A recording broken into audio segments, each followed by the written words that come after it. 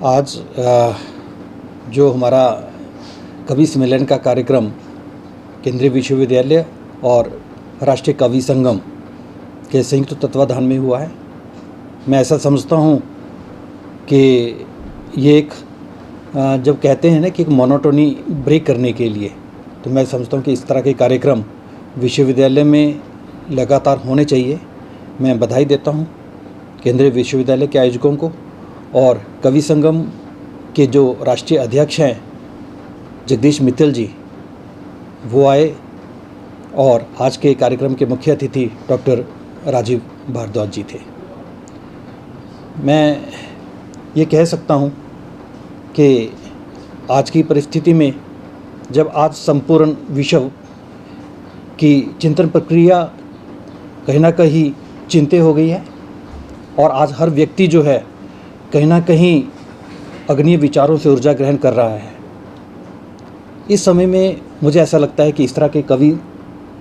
सम्मेलनों का अपने आप में एक बहुत महत्वपूर्ण भूमिका हमें दिखाई देती है। आज जब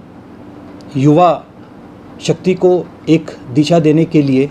और उनके स्वयं को जागृत करने के लिए, या हम कह सकते हैं कि व्यक्ति से व्यक्तित्व यात्रा के लिए, मैं ये समझता हूँ कि इस तरह के कवि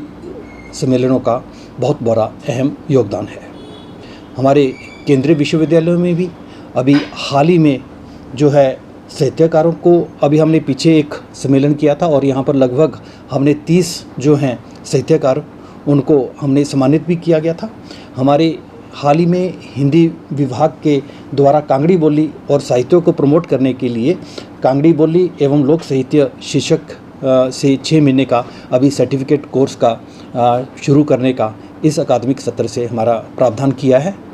और इसी तरह से हमने आगे भी ये लिया है कि हमारे जितने भी साहित्यकार हैं हिमाचल के, जिनको हमने सम्मानित भी किया था, उनको हमने आग्रह भी किया है कि हिमाचल प्रदेश केंद्रीय विश्वविद्यालय आने वाले समय में जो है उनके इस तरह के साहित्यों को छापने के लिए तत्पर है और हम छापेंगे भी, ऐसा हमने प्रयास भी शुरू कर दिया है। आज का जो राष्ट्रीय ये हमने कवि सम्मेलन का आयोजन किया था, मैं इसके लिए मैं जगदीश मित्तल जी जो कि अध्यक्ष हैं राष्ट्रीय कवि संगम के, उनको बधाई भी देता हूं और उनको एक बार धन्यवाद भी करता हूं कि इस तरह के आयोजन जो है हमारे केंद्रीय विश्वविद्यालय में उन्होंने किया है। हाँ, सबसे पहले तो मैं धन्यवाद करूंगा सेंट्रल यूनिवर्सिटी के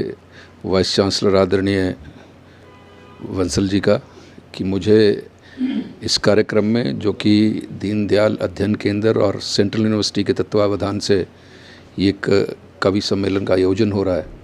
इसके लिए एक मुझे लगता है कि एक मंच प्रदान करने का है कि जो हमारे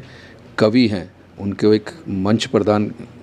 करने का एक भावना मुझे नज़र आती है। और मैं धन्यवाद करता हूँ फिर से बंसल जी का, जो हमारे सेंट्रल यूनिवर्सिटी के वाइस चांसलर हैं, कि उन्होंने इस कार्यक्रम का आयोजन किया। साहित्य हमेशा समाज को दिशा देता है। साहित्य ऐसा एक प्रेरक कार्यक्रम होता है और उसमें कवि सम्मेलन विशेष करके ऐसा होता है जिससे श्रोताओं को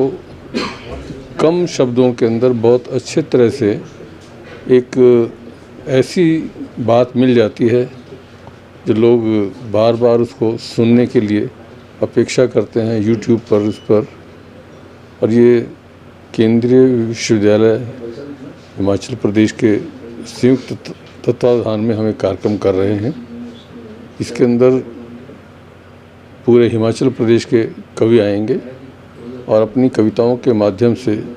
संस्कारों को देने की दिशा प्रदान करेंगे। हम पूरे देश के अंदर नए कवियों को तलाशना और तराशना ये काम करते हैं और उसके बाद